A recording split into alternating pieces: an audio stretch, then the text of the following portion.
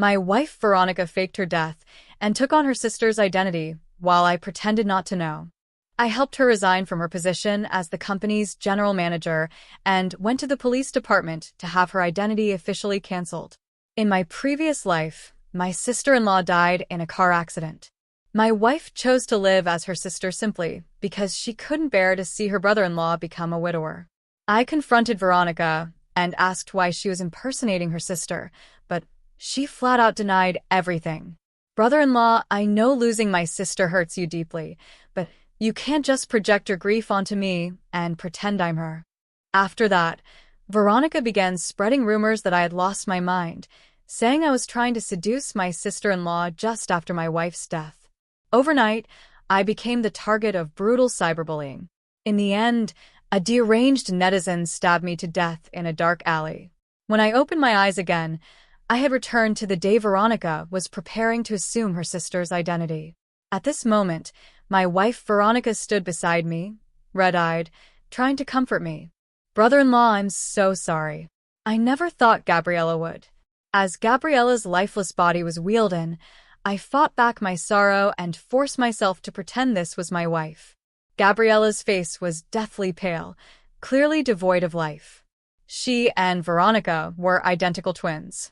No one noticed Veronica had secretly switched places with her. I wiped away my tears and said with forced calm, "Let's arrange the cremation. Gabriella deserves to leave with dignity."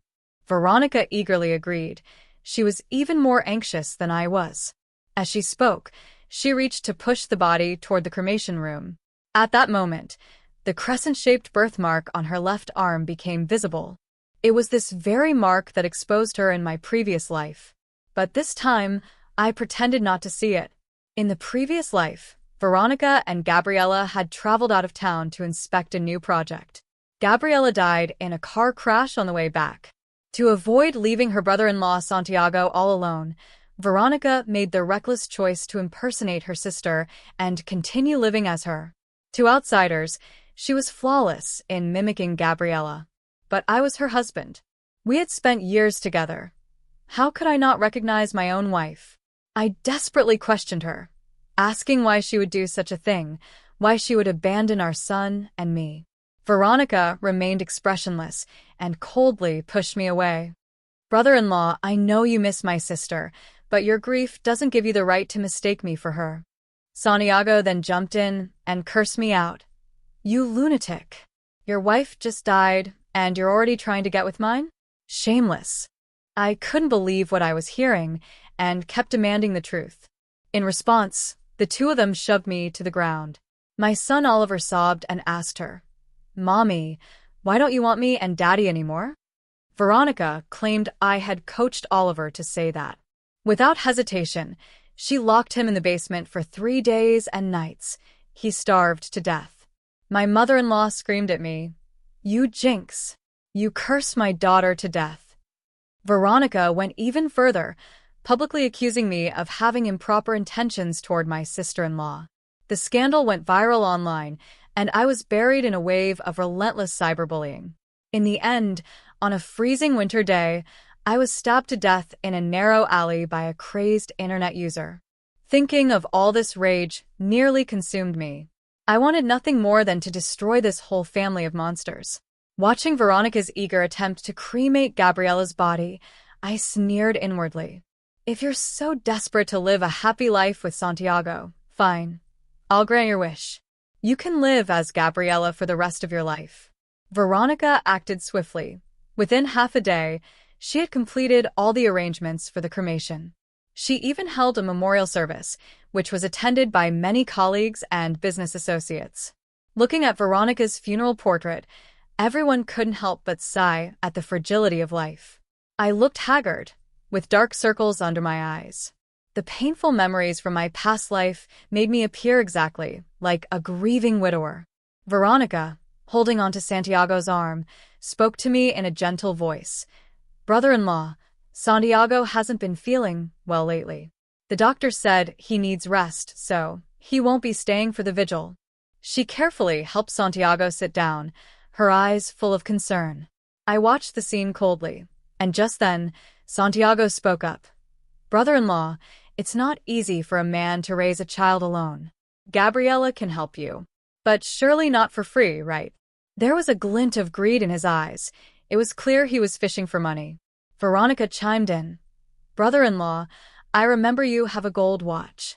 Why not give it to Santiago? It would look good on him. I suddenly looked up and stared at her. That watch was a keepsake for my father. And she dared to ask for it? Veronica, however, looked completely justified. Oh, right, didn't my sister have an investment portfolio? She once said she wanted me to help manage it. Give me the login and password. I paused for a moment, then suddenly covered my face and burst into tears. What investment? It's long gone. We lost everything. Even my personal savings were wiped out. I can barely afford formula for my son right now. Veronica panicked. That's impossible. She told me there were $2 million in investments. I sneered. She only told you that to comfort you. She didn't want you looking down on her, so she said she was making money.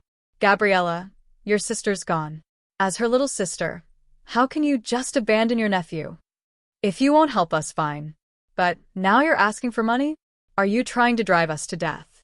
None of this was true, of course, but at that moment, Veronica couldn't refute a single word. Our colleagues around us looked at me with sympathy. Veronica's expression turned sour.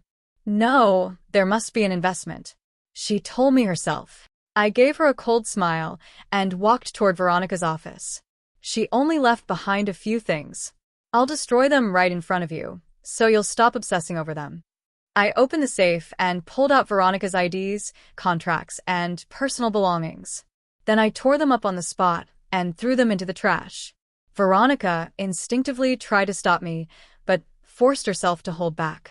When I tore apart her most cherished diary, she finally couldn't take it anymore. Brother-in-law, those were my sister's life's work. How could you do this? Choking back emotion, I replied, she's gone. What's the point of keeping any of this? All you people do is ask me for money and things. But tell me, what exactly did Veronica leave me? I said it with deep emotion, and the people around us sighed with pity. Veronica's face was ashen. She could only watch helplessly as I destroyed everything that mattered to her. Back home, my son Oliver looked up at me with innocent eyes. Daddy, why does Mommy want me to call her Auntie now? Isn't she Mommy? My heart felt like it was being torn apart. Even my young son could recognize her as his mother, yet Veronica was heartless enough to deny it. She gave up her own child, just to be with another man. I held Oliver tightly in my arms, fighting back my tears. Sweetheart, Mommy is gone. That's your auntie now. That same afternoon, I went straight to the city's Public Security Bureau with the death certificate and completed the process to cancel Veronica's identity. At the same time, I contacted the company's CEO and had her resignation submitted. The CEO sighed. I've heard about what happened to Veronica. Such a shame. If there's anything you need as her family, just let me know. I had already made up my mind. I'd like to transfer to the A City branch. He looked a little surprised. The competition in a city is intense, and the environment's unfamiliar. Are you sure? That was exactly what I wanted. I nodded firmly. Everything went smoothly. Veronica's identity was officially canceled, and the company paid out a generous accidental death insurance compensation. When I got home, my mother-in-law was sitting in the living room scrolling through her phone. The moment she saw me walk in, she began her usual mocking. Well, look who's back, our financial genius. Your wife just died, and you still have the nerve to run around. My daughter must have been blind to marry someone like you. Oliver was in the kitchen doing dishes. His small hands were red from the freezing water. My heart ached. I rushed over and scooped him into my arms. He's only 5. How could you let him do the dishes? What kind of grandmother are you? She sneered. Who do you think you are yelling in my house? You and your son are freeloading here, eating and living for free, and you still think you're royalty. I scoffed. If we bother you that much, then we'll leave. That way we won't be an eyesore. I turned to leave with my son, but she rushed over to block the doorway. Don't even think about it. Santiago's health isn't good lately. He needs supplements. You've lived here rent-free for years. Time to repay some of that favor. Santiago lounged on the sofa, looking frail as he stared at me. That's right, brother-in-law. I wouldn't have made it without Gabriella taking care of me. Veronica tucked the blanket around him lovingly and said in a commanding tone, Brother-in-law, Mom's getting old and Santiago's sick. Please stop making trouble. I let out a bitter laugh inside. Back then, I passed out at the office from overwork, not even a phone call from her. Oliver had a high fever and was hospitalized. She never visited once. My mother-in-law always looked down on us, treating me and my son with disdain. Veronica poured all her energy into her career and ignored our family completely. And now they expected me to stay and take care of them. Grinding my teeth, I picked up my son and turned to go to our room. Just as I stepped into the living room, I overheard Veronica and Santiago talking. My love, if you hadn't taken Gabriella's place in time, I don't know how I would have survived. Veronica's voice was soft and tender. As long as I'm here, you'll never be alone. I'll stay with you always. I even convinced Mom. Otherwise, she'd never have agreed to let me impersonate Gabriella. My fingernails dug deep into my palms, blood dripping down my fists. So Santiago and Veronica had been involved all along. Even my mother-in-law was in on it. Their relationship had started far earlier than I thought, and I had been completely in the dark, just a fool to them. Looking at my sleeping son, I told myself silently, just a little longer. Soon we'll be out of this toxic place. Sure enough, the next day I received the transfer notice from the A City branch. I could report in at any time. I immediately began packing to leave. But just as I reached the front door, I ran into Veronica, her face dark with rage. Her eyes were locked on the plane ticket in my hand. Her voice was cold as ice. Luis, where do you think you're going? I instinctively shoved the plane ticket into my pocket and moved Oliver behind me. This is none of your business, Gabriella. I deliberately emphasized the name. Veronica's expression froze for a split second, but she quickly switched to a gentle tone. Brother-in-law, don't be so angry. If you stay, I can help take care of Oliver. I stared at her coldly. No need. From this moment on, my son and I have nothing to do with the Lin family. With that, I grabbed Oliver's hand and turned to leave. Veronica suddenly rushed forward, snatched my briefcase and rifled through it, pulling out the plane ticket. Without saying a word, she tore it to shreds and looked down on me as she spoke. Brother-in-law, I'm doing this for your own good. You're going to a city, completely unfamiliar with the place and raising a kid alone. It's better if you stay. At least here you'll have some support. Watching the fragments of the ticket drift to the floor, rage surged through me. I shoved her away. Don't pretend to be some kind of saint. If you really think I'm your brother-in-law, then stay the hell away from me. Veronica didn't back off. Instead, she stepped closer, her gaze turning icy. You better think this through. Our family's been supporting you for years. And now you think you can just pack up and leave? It's not that easy. I couldn't help but let out a bitter laugh. In my past life, I had knelt in a hospital begging her to save our son. She turned a blind eye. But now, when I try to walk away, they're all so eager to stop me. What are you to me? Are you even my wife? My son, and I will go wherever we damn well please. You don't get to order us around. She frowned, then abruptly changed her tone to something more gentle. Brother-in-law, are you leaving in such a hurry because you misunderstood me somehow? Even if my sister's gone, we're still family, aren't we? Before she could finish, I slapped her hard across the face. The sound echoed. Veronica stumbled back and her face twisted into something monstrous. You hit me. You're not leaving this house today. Either of you. She grabbed my wrist with both hands, trying to drag me back into the room. I struggled with everything I had. Just then, a commotion erupted outside the house, and the front door burst open. When she saw who it was, all the color drained from Veronica's face. Santiago stood at the door with several colleagues from the company behind him. His eyes darkened as he caught sight of Veronica gripping my wrist. Gabriella, what are you doing? The others looked stunned, whispering among themselves. Isn't that the brother-in-law and the sister-in-law? What's going on between them? Unbelievable. Veronica's body isn't even cold yet, and those two are already hooking up. The moment Veronica saw Santiago, panic overtook her. She quickly let go of me and rushed to his side to explain, "Honey, you got it all wrong.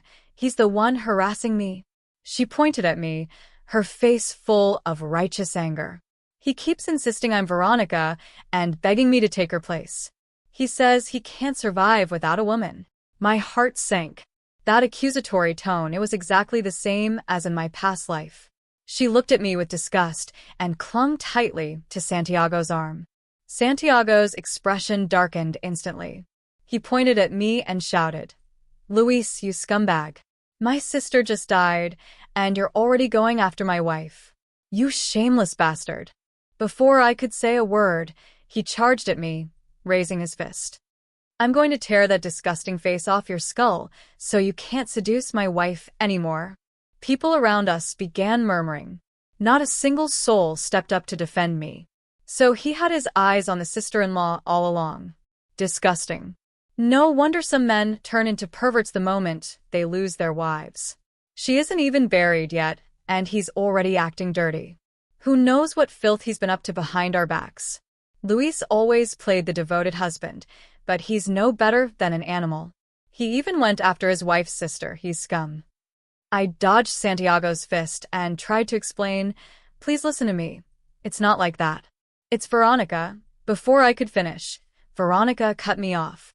She pointed to the red slap mark on her face, tears streaming down. "He hit me just because I turned down his disgusting demands." Now everyone looked at me with pure contempt, their eyes filled with fury. Santiago punched me in the face. "Come on, everyone. Look at this animal. Luis, this monster lost his wife and now he's trying to steal mine." He sounded so convincing, like I really was some vile predator. Then Oliver ran out, pushing Santiago away and shielding me with his small body. "It's not true.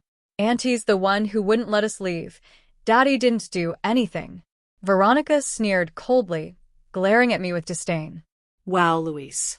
You're really something. Now you're coaching your son to lie for you. What's next? Are you going to make him start calling me Mom?" Oliver burst into tears. "You're not my mom. My mom is already dead." I held Oliver close and said in a low, icy voice, "I want nothing more to do with any of you. Get out of my way." But Santiago wouldn't let it go. He came at me again, fists raised, trying to touch my wife and then run off. Not a chance. "You owe me an explanation." I stepped back, but then Veronica suddenly screamed and collapsed to the floor. "Honey, help me. He's trying to kill me." She clutched her chest and shrieked. Suddenly, a figure stormed in from outside. It was my mother-in-law. Her usual mean expression was now twisted with rage, making her look even more terrifying. "You jinx. Killing one of my daughters wasn't enough. Now you want to murder the other. Get out of here right now, and don't even think about taking a single cent with you." She grabbed my bag and dumped everything onto the floor. Veronica stood off to the side, pretending to hesitate. Documents scattered across the ground. My mother-in-law, sharp-eyed, snatched a stack of papers, and her face immediately changed. Well, no wonder you were acting so high and mighty. You've been hiding all these insurance documents. This money belongs to my daughter. Why the hell should a murderer like you get it?"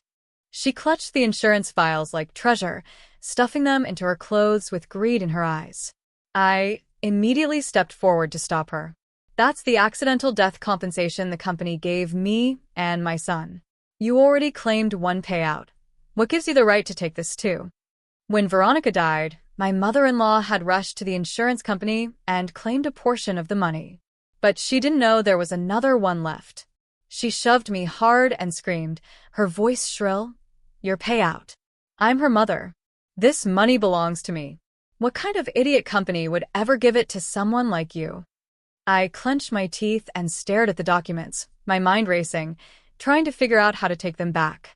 Just then, a crowd burst through the doorway, and a deep, commanding voice rang out. "This compensation was issued according to company policy. Is there a problem with that?" It was President Jean from Veronica's company. He walked in with several security guards, his expression dark and heavy as he took in the chaotic scene. The accidental death compensation was issued by the company according to policy. It belongs to Luis and his son. No one else has the right to seize it, he declared sternly. The guards, tall and imposing, stood by the door. The entire room instantly fell silent. Veronica, spotting President Jean, quickly switched to a pitiful expression and walked over in small, hesitant steps. President Jean, Luis deceived you, she said softly. My mother-in-law dropped to her knees, bawling. President Jean, you must help us get justice. This monster not only cursed my daughter to death, now he wants to take advantage of my other daughter. He's not even human. Santiago wiped away a fake tear, sniffling miserably. President Jean, Luis tried to steal my wife and even threatened me. How can someone like him deserve compensation?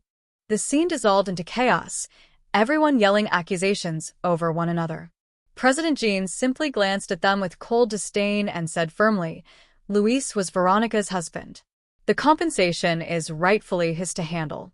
Besides, Luis has already applied for a transfer to the Ace City branch. Why would he be clinging to Gabriela?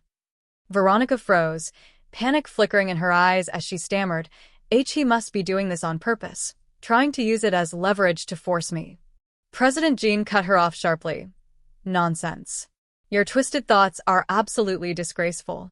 Seizing the moment, I spoke up, choking back my emotions. President Jean, I never wanted to bother anyone. All I want is to start over with my son. But they slandered me, tried to steal from me. How heartless can they be? President Jin's face grew even darker. I came here today specifically to check in on you and personally take you to a city for your new position. Gabriela falsely accusing your late sister's husband. Can you even face her memory after this? Veronica had no response. She bit her lip and lowered her head in silence. Seeing things turn against her, my mother-in-law gave up on the money. She shoved me viciously and snarled, Get out. The farther you go, the better. Stop cursing my daughters. I gathered the documents and other items, then took Oliver's hand and walked to President Jin's side, under my mother-in-law's venomous gaze. Veronica stared coldly at us. Luis, you'd better think carefully. Once you leave, don't ever think about coming back. I didn't even look back as I stepped into the car. The vehicle pulled away quickly, leaving that toxic house behind, heading straight for a city. President Jean had arranged a position for me as a manager in the investment department, right in line with my expertise. You can settle down here. If you run into any problems, don't hesitate to come find me, he said warmly. I thanked him sincerely. Sitting in the bright, spacious office, I finally felt like I could breathe again. Oliver and I spent half a month adjusting to life in the city. Slowly, we adapted to the new rhythm. Our co-workers were kind and supportive after learning what we'd been through.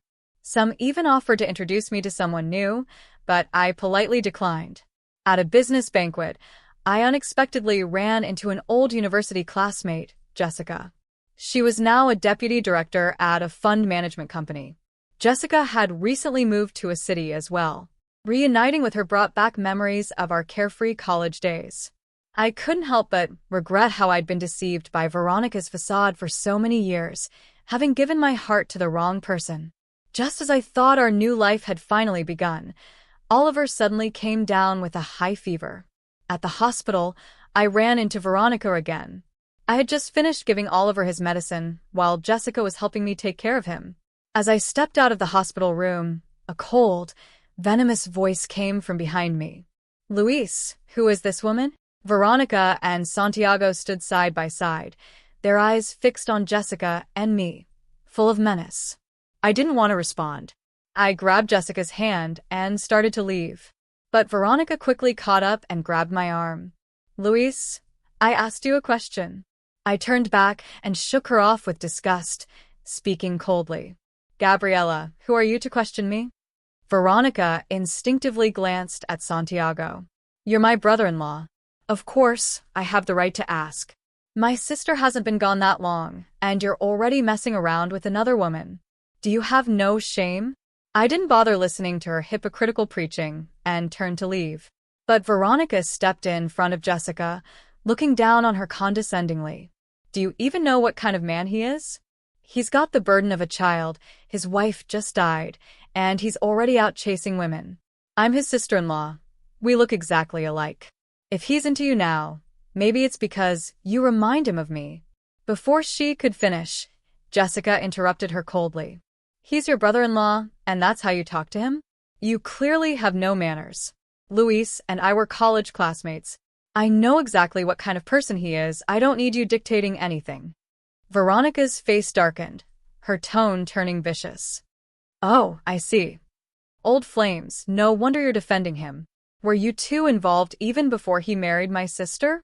Luis, were you fooling around with her even before you married my sister? I couldn't take it anymore. I stepped forward and slapped Veronica across the face, sneering, You think I was fooling around? My relationship with your sister is none of your damn business. Who the hell do you think you are? Just yesterday, Veronica came to me in a dream. She told me she regretted everything and wanted me to move on with a better woman. She said you were nothing but an ungrateful traitor and that I should stay far away from your entire family. Veronica blurted out. That's impossible. That's all made up. Her face turned pale with rage, but since I invoked her dead sister's name and began every sentence with Veronica said, she couldn't refute a thing. Santiago stood off to the side, glaring at her with discontent, then shot a venomous look at me. He wrapped his arm around her and said, Let's go, honey. The doctor said you need rest. Don't waste your energy on this kind of trash. Then he deliberately placed a hand on Veronica's lower belly. Mom's still waiting to be a grandmother. Veronica froze, wanting to say more, but Santiago dragged her away. After they left, Jessica frowned and asked me, That sister-in-law of yours seems like real trouble. You'd better stay far away from her. I gave her a faint smile and thanked her for the warning, but I hadn't expected things to be far from over. A few days later, as I got off work and entered the underground parking garage, I ran into someone familiar. It was Veronica. She grabbed my wrist tightly and lowered her voice. I've had time to think. I forgive you for your outbursts before. Come home. I'll talk to Mom for you. Don't be so stubborn. I almost laughed out loud, then looked at her with a cold stare. When did I ever say I was going back? I just want you all gone from my life. For good. Veronica frowned in frustration, staring hard at me for a few seconds. Then her tone suddenly changed. Luis, you must have figured it out by now. I'm Veronica. Gabriella's the one who died. You're probably angry that I kept it from you while I looked after Santiago. But his health is fragile. I had no choice. But I've always loved you. Come back with me. Let's start over. Raise Oliver together. Chapter 8. If this had been before, I might have been overjoyed that Veronica had finally admitted who she was and followed her home without hesitation. But after personally witnessing her intimate entanglement with Santiago, all I felt now was bitter amusement. I yanked my arm out of her grasp, my face full of mockery. My wife is already dead. What are you pretending for? You think this act is enough to fool me? Veronica held out her left arm. Look, this birthmark is proof. I cut her off immediately. So what? Twins often share similar birthmarks. She grew more flustered and tried to drag me with her by force. I struggled hard, then caught her off guard and shoved her away, sprinting toward the parking garage exit. She chased after me in a fury, grabbing my arm again, just as a pair of blinding headlights lit up the scene. A group of security guards rushed over and swiftly restrained Veronica, holding her down with professional efficiency. It turned out that the surveillance system had flagged suspicious activity, and the security team had responded immediately. They called the police right away, and one of them asked me with concern, Mr. Luis, are you all right? Before I could answer, Veronica started screaming hysterically. What are you doing? Let me go. Do you know who I am? You think I won't get all of you fired? One of the guards shot her a cold glance. You're the one acting suspicious. You should worry more about your own situation. The surrounding staff and bystanders all looked at her with contempt. Someone spat and muttered, She looks just like our former GM Veronica, but who knew she'd turn out to be such a wolf in sheep's clothing? Veronica's face flushed with anger. She glared at me hatefully. Luis, did you set this up? You knew I'd come here. You were waiting for me. I didn't even bother responding. Whether it was a setup or not, let's wait for the police to decide. When the police arrived, Veronica's arrogance instantly collapsed. She tried to explain in a pitiful voice, I only came because I care about my brother-in-law. He's raising a kid on his own, it's hard. I was just trying to help. I just wanted to take care of them, and now he's slandering me. The officer's face remained blank. Mr. Luis has already declared that he's severed all ties with your family. Yet you ambushed him in a parking garage.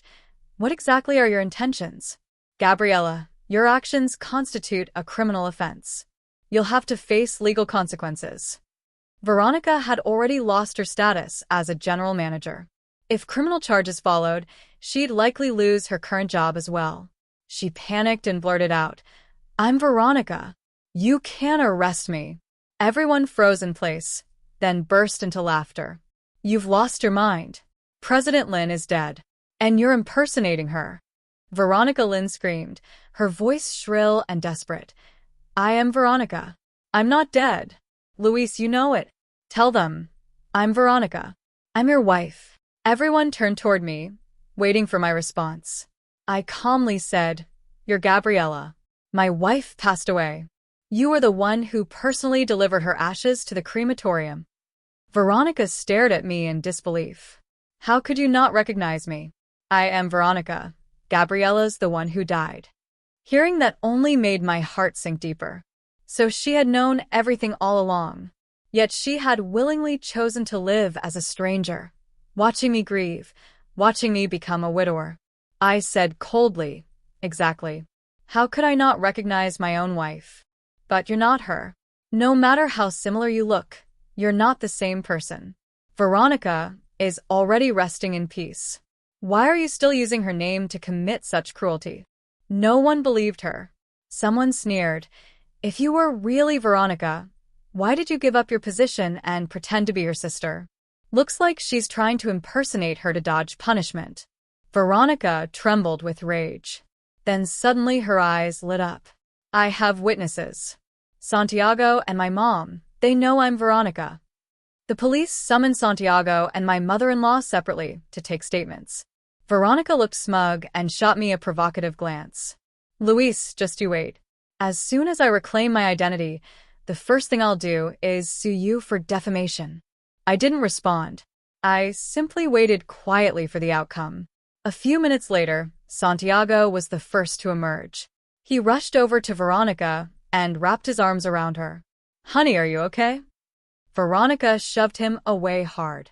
Who are you calling honey? I'm Veronica, not your wife. A flicker of panic crossed Santiago's face. Darling, what are you saying? I just spent the last half hour convincing the police that we're legally married.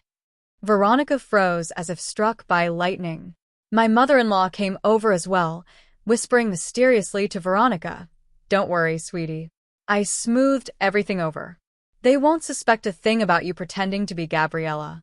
I gave a cold chuckle. Veronica thought bringing in witnesses would prove her innocence. She had no idea Santiago and her mother were already lying for her, thinking they were doing her a favor. At last, the officer came out with a stern face and said, Gabriella, you are suspected of unlawful detention and fraud. These are criminal offenses, and you will be held accountable. As for your current job, that depends on how your company handles it. But everyone knew there was no saving her job. Veronica lost it. She screamed at them. Why did you lie? Why didn't you tell the truth? Santiago looked genuinely startled and protested. What do you mean? I'm your legal husband. Are you still thinking about him? I didn't even glance at Santiago. I finally turned to Veronica, speaking slowly. Even if you pretend to be Veronica, it's useless. Her position has already been cancelled. The company appointed a new general manager long ago. In truth, after Veronica faked her death, someone quickly filled her position. She looked utterly shattered, then glared at me hysterically. Was it you? Did you sabotage me? What gave you the right to revoke my title? I sighed lightly and shook my head. Little sister-in-law, just go home and live your life. Stop deluding yourself. As Veronica was taken away, she continued screaming that she was Veronica and that no one had the right to treat her this way. Jessica comforted me afterward, promising that security would be increased and incidents like this wouldn't happen again. For the next few months, I didn't hear anything about Veronica. Until one day, 3 months later, she suddenly barged into my office. Honey, please come home with me. I'm begging you. I was just about to lose my temper when Oliver ran in from outside and shoved her hard. Go away. Bad woman, stop bothering my dad. My mother-in-law appeared in the doorway. She had clearly come to try to persuade me to come back, but at this moment, her face twisted in anger. You two ungrateful wretches. Who needs you anyway? Let's go, sweetie. There are plenty of good men out there. Mommy will find you a better one. In the end, security escorted them out. Afterward, I began to pay attention to Veronica's situation. I learned that after being fired, she couldn't find another decent job. The family quickly sank into financial ruin. Later, I heard that Santiago died in a drunk driving accident. After his death, Veronica spiraled, drinking heavily and arguing constantly with her mother. One day, during one of their usual fights, things escalated. The two began physically fighting. Her elderly mother couldn't take the struggle. She fell, hit her head, and died on the spot. Veronica hadn't meant for it to happen. Terrified by the sudden death, she was completely shaken. One blow after another pushed her over the edge. She began roaming around, claiming she was Veronica and that Santiago had never been her husband. Not long after, she jumped from a building on a rainy night. People said she had completely lost her mind. After that, no one ever spoke of that family again. People only said they had reaped what they sowed. As for me, I was selected for an overseas assignment and took Oliver with me far across the ocean. I never looked back on those dark memories again. A better life was waiting for us, just ahead.